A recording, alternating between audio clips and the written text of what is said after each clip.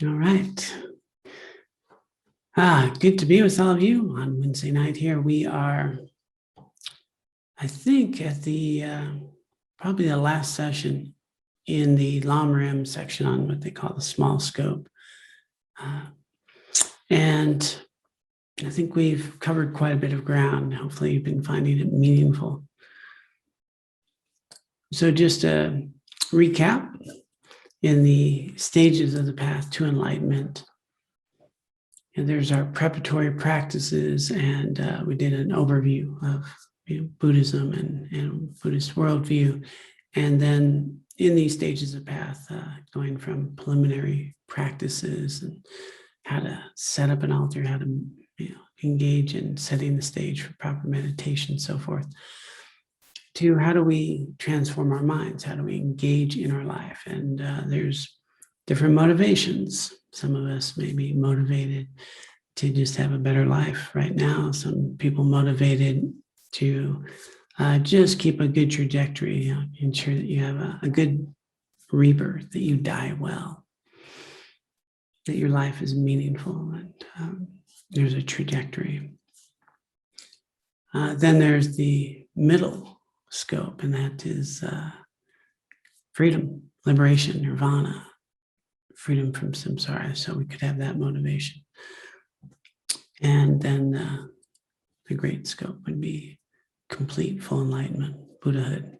And so we are just wrapping up the small scope. Now, all of these motivations are not just firm in a sense.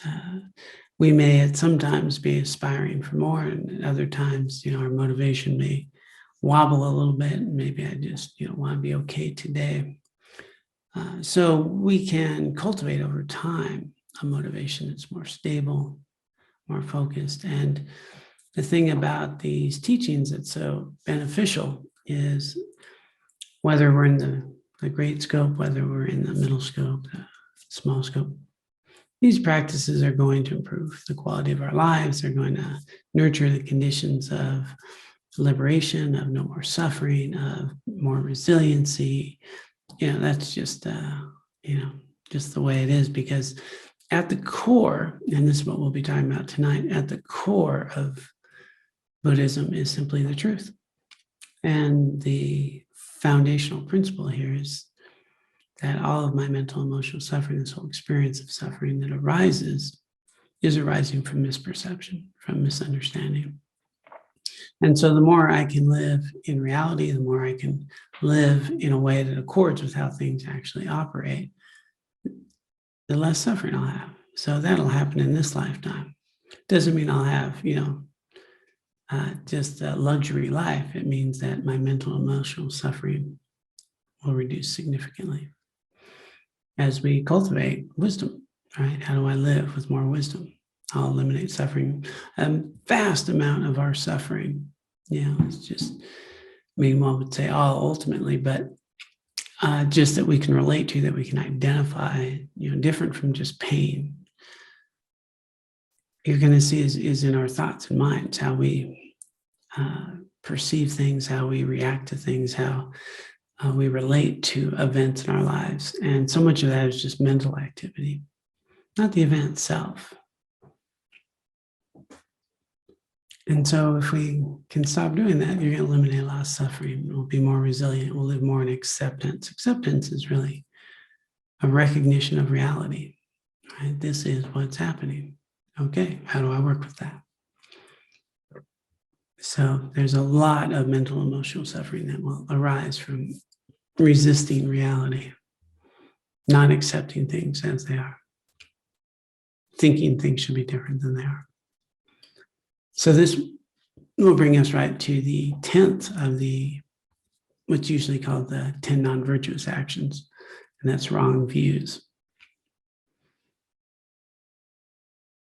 So just quick recap, I always like to have context. We're at this stage in the teachings where we've really reflected on cause and effect, and how causes always have results, how karma works, and that virtuous activities are activities that will ultimately have a pleasurable result, and non-virtuous activities are activities that will ultimately have an unpleasant result. And that's really the definition. And it's a very simple, straightforward, no compromise reality that all happiness and joy comes from virtue and all suffering comes from non-virtue. And it's kind of a straightforward thing. So that's either true or it's not. And so Buddhism, we can take that as a working hypothesis, true or it's not. And we can investigate. And again, we always want to bring a wise and discerning mind into our understanding of our experience, into our practice, into any teaching that we get.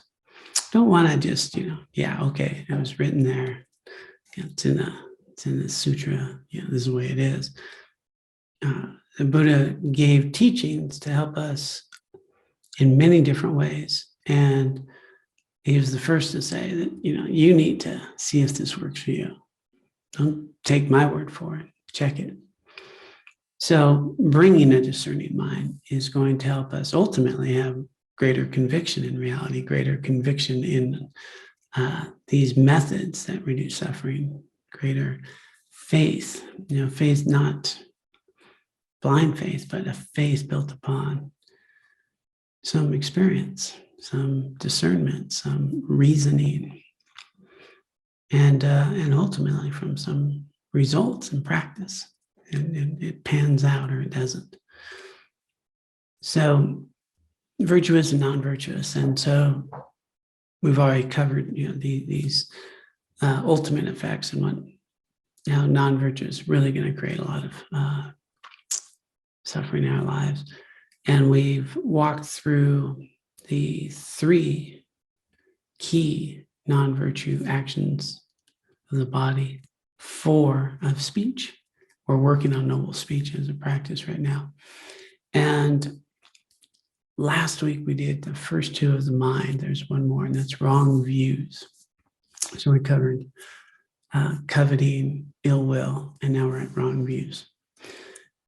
And so wrong views, in many traditions, some very standard presentations of wrong view is really just a view of that, cause and effect isn't true. It doesn't, it's not how the world works. I can do negative things and be pretty happy.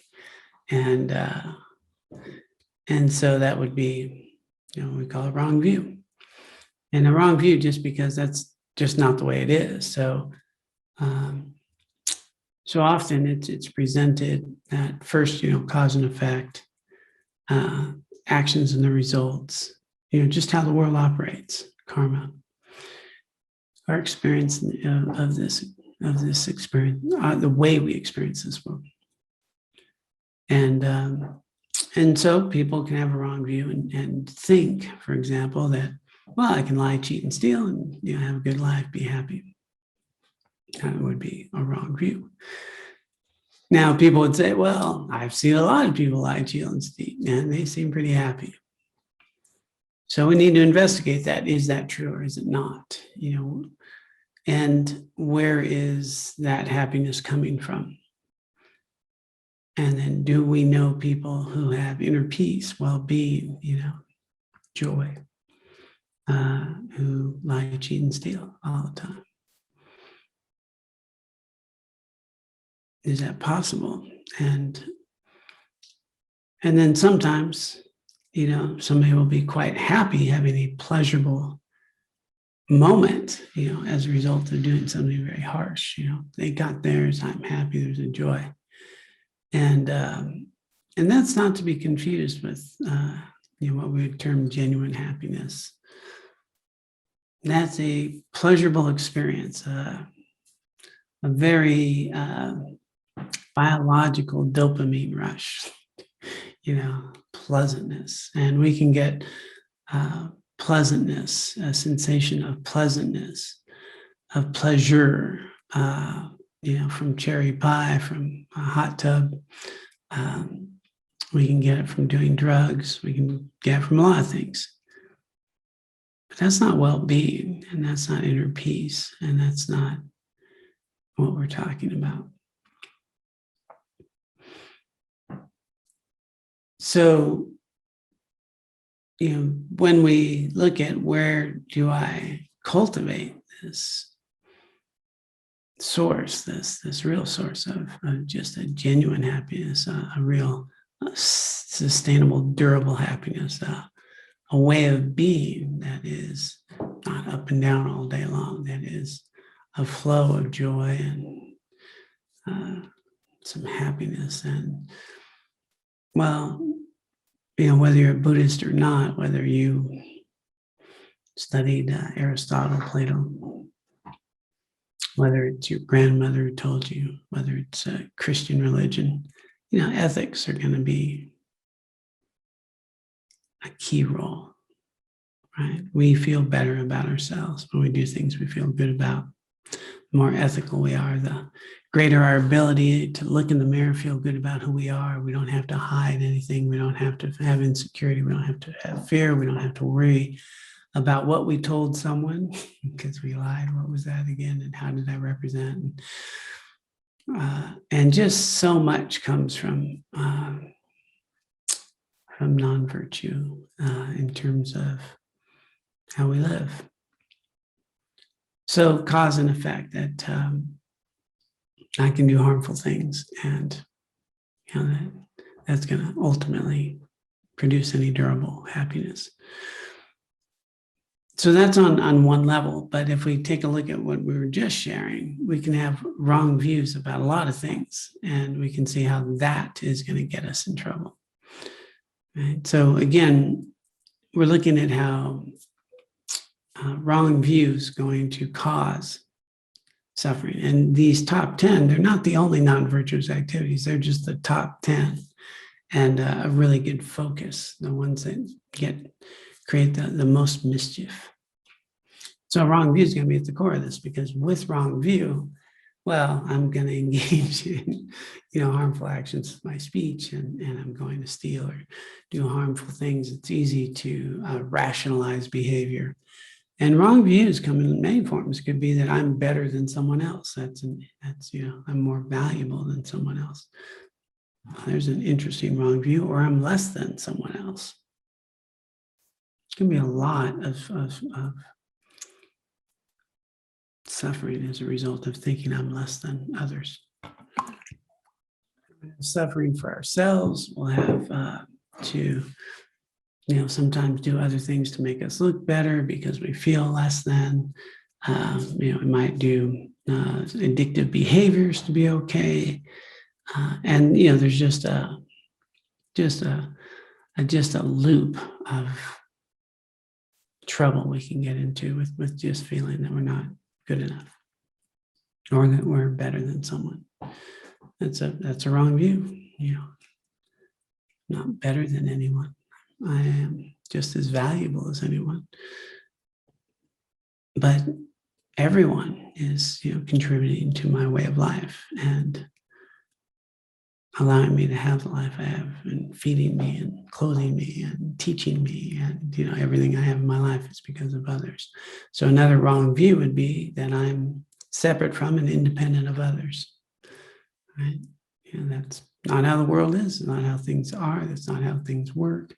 And we could see where there's a lot of trouble that's going to get into me and mine, you and yours, instead of understanding that the world's a very interdependent place. I couldn't be talking to you on this computer with this microphone and that webcam in this place. I mean, without countless others that made all this possible, built the buildings we're in, that made the equipment, that shipped the equipment, that sold the equipment, that marketed the equipment, that and the materials that were cultivated for the equipment. Just so many people, beings, and animals involved, so that you and I could be sitting here at a Dharma teaching tonight. And a wrong view would be, well, this is all independent stuff. It's my stuff, and I don't see or recognize the interdependent that we have with all beings, and this cumulative experience that we're having. So I can get in a lot of trouble that way, and start thinking less than others, and having a real difference, not recognizing that those others that I'm not too happy about are also maybe the people who delivered my mail today or paved the streets that the mail could come on. So wrong view comes in many forms, but it's fundamentally around major things, right? So it's not a wrong view that, I have a political belief system, or, I voted so-and-so, or, we're not talking about that. We're talking about, foundational things about yourself and how the world is and your experience with others. And so again, is it, am I a bad person because I had a wrong view? No, that's not how this works either. It's not, nobody's a bad person. Nobody's a good person. We're human beings, and we do some healthy, meaningful things. We do some things that, create goodness, and we do some things that are pretty harmful. And, but those are things that we do. They're part of the experience that we're having, and there is an accountability piece that will show up. But, the worst of people are capable of doing some good. The best of people are capable of doing some things that are pretty harmful. And then, another wrong view would be, I don't change. This is the way I am. That's my personality, or that's their personality, and they're never going to change. And that they're the cause of my mental and emotional suffering. Another wrong view. So how's that going to really play out if I keep thinking others, are causing me my mental and emotional suffering? That's not how it works either. And I can create a lot of damage in my life and the lives of others, trying to get people to be different than they are.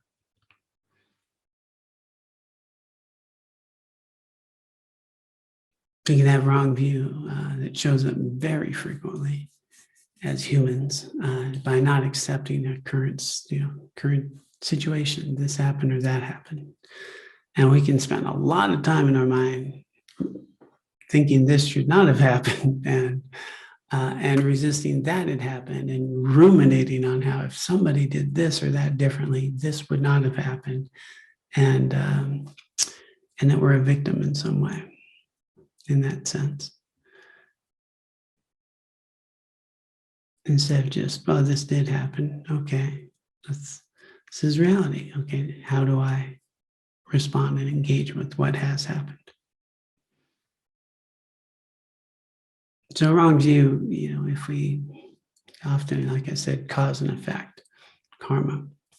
There's very functional ways that we can see that holding a wrong view creates a lot of mental emotional suffering. And again, that's right at the root of Buddhist tenets here, that all of my mental emotional suffering ultimately comes from misperceiving me and my experience.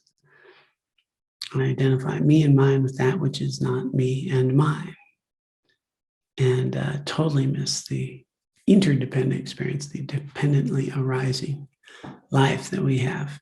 And that how I'm perceiving people, places, things, events is always a subjective experience on my part. And that subjective experience is really the result of all my previous activities and conditioning. So I'm filling in, coloring the events of my life. And I think that it is arising in a particular way rather than I'm experiencing it in a particular way. Wrong view, going to create a lot of struggle. So I'll keep trying to work on all that out there to make me happy, which will create a lot of suffering, rather than adapt and change and cultivate the causes of lasting happiness, which is always going to be based in my virtuous activities of body, speech, and mind, responding to what is happening in a healthy, meaningful way out of loving kindness or compassion, out of some understanding of how things work. Which does not mean we are pushovers. It doesn't mean that we are doormats. None of that is any part of the Buddhist teaching. There's nothing compassionate about being a doormat. There's nothing loving and kind about allowing people to harm you. So having an understanding of that people also have afflictions. I have afflictions. But how can I respond skillfully given a situation in a way that is healthy and meaningful for the greatest amount of people? What's the most beneficial thing to do given a current situation? Rather than thinking a situation shouldn't have happened, that somebody harmed me in some way. We deal with the activity, which is the activity, but also knowing that they did something from their own side, trying to find their own happiness based on their conditionings and their experience and their lack of any joy or inner peace. And rather than thinking, we're better than them in some way, we may recognize that we are actually more fortunate than them. They haven't had the teachings we've had. They haven't had the care that we've had. They haven't had the environments that can provide more understanding and a greater sense of worth and value. So they're acting out harmful ways, and they're harming themselves in the process. So we can deal with an unwholesome activity by another with compassion by holding the accountability for the action, but not thinking they're a bad person or a confused person doing a harmful thing. So how do we deal with that in the most appropriate, healthy, beneficial way? Which could be accountability in which may inflict some suffering on them, but it's not that we want the suffering. It's that we want a healthy, safe place for all of us. And without accountability, it's hard for people to learn how to change behavior.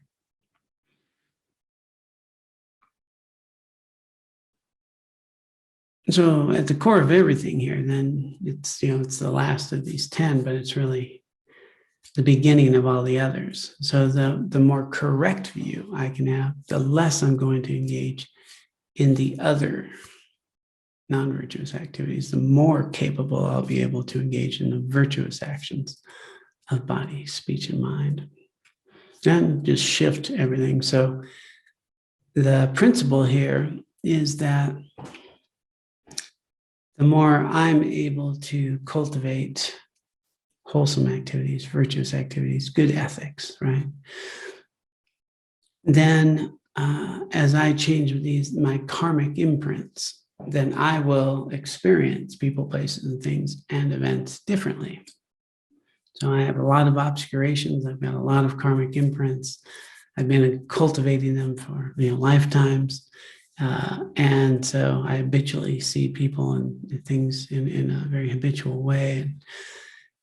And I'm filling in those details. That's who I find annoying or who I find funny or whatever. And I'm thinking that person's annoying or funny or this Brussels sprouts are delicious or not. When those attributes are not in those people or the Brussels sprouts or the event, they're in my experience of them, right? The event and me coming together and the karmas that have been coming together. And then I have an experience, pleasant, unpleasant, annoying or happy, delicious, not delicious.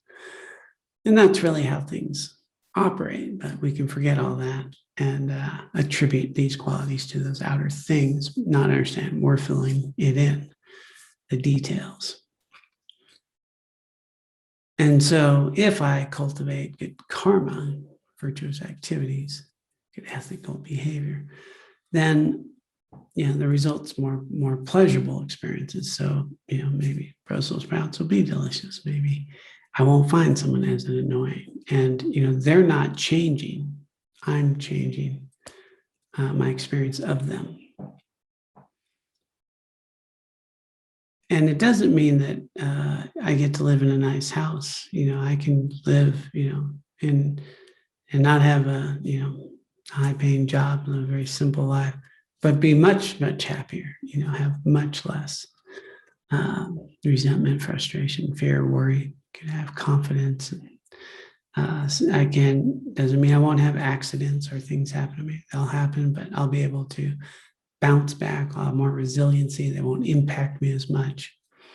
How I'm experiencing an event, whether it's seemingly a very difficult, challenging one or a real joyful one, I'll be able to experience it very differently than someone else who might have the same accident, and they may not be able to deal with it very well.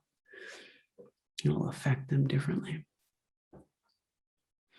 So we start to understand this, and the idea here is that as I cultivate different karmic imprints, I have different experiences of the world out here. I will experience it. That doesn't mean the world gets better. My experience of the world gets better. And but then I will also, as I clean my windshield of negative karmic imprints that obscure me from seeing others and understanding teaching. So also I'm creating conditions to understand teachings better, to gain more understanding that in order for these teachings to sink in, for wisdom to sink in, we're creating the positive potentials like good merit, karma, positive potentials for those seeds to ripen. And then I'll find myself around, some good teachers. I'll find myself around access to some good teachings. I'll find that I understand some of this a little bit more than I did before. Some of this opens up in a new way. And then I might have more access to seeing the good in others as well. And, it's kind of like doing an inner cleansing, which, seems to change the outer world. And we find ourselves in better company. So this is this very fundamental Buddhist principle. And the more I engage in non-virtuous actions, the more I obscure all those potentials. So you can see that whether I believe in a next life, wherever I am on this continuum, maybe I'm just curious about Buddhism, maybe I'm just wanting to, be better in this lifetime. The Buddha didn't just teach path of awakening. He taught how to eliminate suffering, and he met people where they were at. So they might have been having trouble in a relationship or family problems. He helped, he gave direct advice for that. So to alleviate suffering in lots of different ways. So whether it's just, to improve the quality of my relationship, my life today, whether it's, to have a good next life, whether it's to be free of samsara, whether it's to achieve complete Buddhahood. But foundation to all of them is going to be ethics. So this is why this is in the first scope. It's all about the foundation. And this is also going to be found, like I said, other religions, the advice of elders, the moral of the story, and all these children's stories that we learn growing up, and whether we go to the ancient philosophers of Aristotle and so forth, virtue. So that stuff's either true or it's not. And it's interesting to think that maybe it's not true if it's just been around so long. Fundamentally, it's not. I brought this up the other night. Another talk is, something I learned when I was in Little League. Baseball. It's not whether you win or lose; it's how you play the game. That's where the happiness. That's where the integrity. That's where meaning and purpose comes from. How we show up for events, not how the events, happen in our lives. Whether we win this or don't win that, get this or don't get that.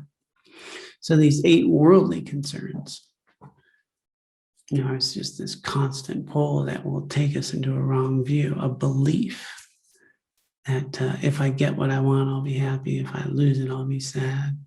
And the real source of happiness is gain and not losing something, seeking pleasure, avoiding pain.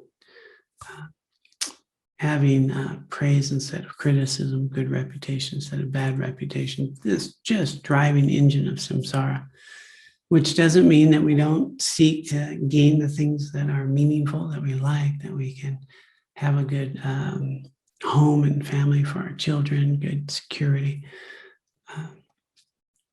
But it means we don't think that that's the source of the happiness, that we'll engage in ethical behavior that may get what we want, or we might lose it. In other words, I'll do the virtuous, wholesome activity regardless of gain or loss, regardless of pleasure or pain, regardless of praise or criticism, regardless of good reputation or bad reputation. My barometer for my motivations to be beneficial, to be loving, kind, to be compassionate, to be honest and ethical. And then, having that geared towards getting what would be beneficial and trying to not lose it, take good care of it, to have pleasure, have fun, to avoid pain. If we're not seeking some pleasure over some pain, we're probably having some problems. But seeking it in a way that is in alignment with my ethics and virtue. Not worrying about praise or criticism, just doing the healthy, meaningful thing, regardless of whether we get someone thinking good of us or not. Good reputation, bad reputation. So wrong view is going to grab onto those 8 worldly concerns, going to think, wow, house, job, car, career, be happy, have it made. I don't really need to tell everybody the truth. I can cheat on my tax, just all the stuff that we do.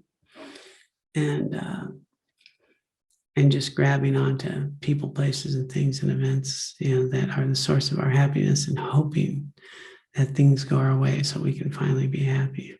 And not even recognizing how much stress, worry, fear, struggle that creates. It's quite fascinating. So you can see here where wrong view is going to just really generate an incredible amount of pain in our lives and in the lives of others. So that's why it's built right in here. And it's not written to say, you have to have the right view or you're a bad person. It's, obviously we have been confused our whole lives, and we're going to cultivate a more accurate way of being in the world so we can more skillfully navigate it and eliminate a lot of suffering. So investigating this, how is this experience I'm having, how does it operate? How, what's the real source of happiness? What's the real source of suffering? So we investigate this, we try it out. And now the other thing to factor into that is, karma doesn't just ripen like that. I did a good thing, I get this. That's why I could do something harmful and still have a good thing happen as a result. Well, it's not really the result. I mean, that good thing that happened is actually ripening from something I did a long time ago. It takes a while.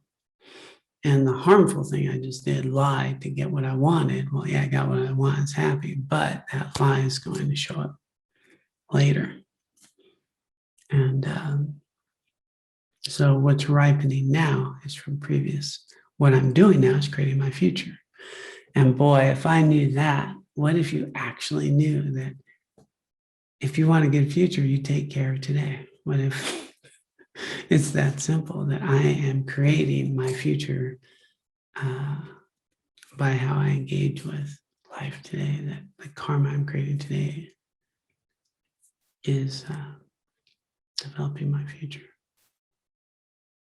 Then it doesn't matter what's happening now to me. What's happening is, how do I respond? How do I engage? What do I bring into this day? Am I cultivating the conditions of joy, inner peace, well-being, path of awakening, liberation, freedom? Well, that can all be done. I can have some real terrible thing happen. I can get angry, frustrated, create that negative karmic stuff, or I can, develop some forbearance, some understanding, an ability to transform my experience into growth, into a way of engaging and responding to difficult situations understanding. I'm creating my future understanding that these events I'm not just a victim of, that they're the causes and conditions that have ripened over many lifetimes of many people and the environment we're living in. And we're in samsara, which is rife with it. Why me? Why not me? This stuff happens to others all the time, and I'll take it on as though it should not have happened to me, even though I know such things happen to countless others. So, just having an understanding that I'm creating my future right now is such a liberating thing, that any harmful karmic event that has arisen now, well, it's arisen. It's exhausting. It's leaving. We don't have to worry about it anymore, unless I perpetuate it, and jump in on an event and get angry and frustrated and then add to it. But otherwise, difficult, harmful events that happen in our lives, well, they're clearing out. And what am I putting in? I'm creating the future. So this karma is ripened, it's done. I'm creating new karma. If I were to get that, wow, what a difference, things can be. Instead of thinking that shouldn't have happened to me, I can go, how wonderful, I got rid of some karma. And now I'm creating new karma. Just how much less mental and emotional suffering would you have in that case?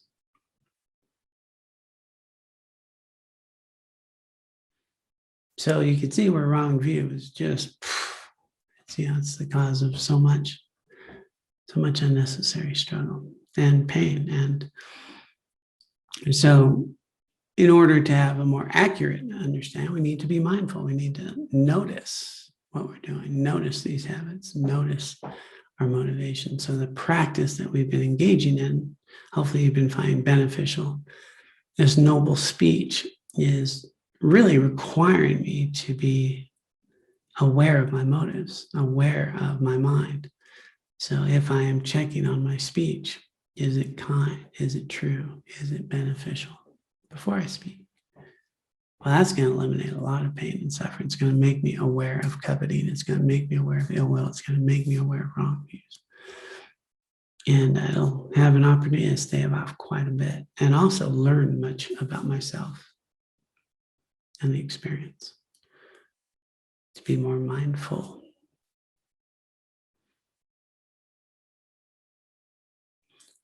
So just to wrap all this up as we wrap up the last sort of piece of this stage of the teachings.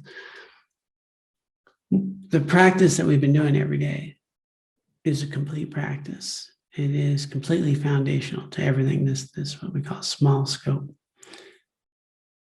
is building everything. And so starting the day, going through a very nice practice of remembering the rare and precious life and permanence, taking refuge, safe direction, cultivating bodhicitta, 4 measurables, the 7 limb practice, the mandala, we're just ripening, we're just loading up our motivation, because karma is going to be so intertwined with our motivation and such ripening of our minds, and then meditating so that we can develop some stability, presence of mind, so I can be aware of what I'm doing.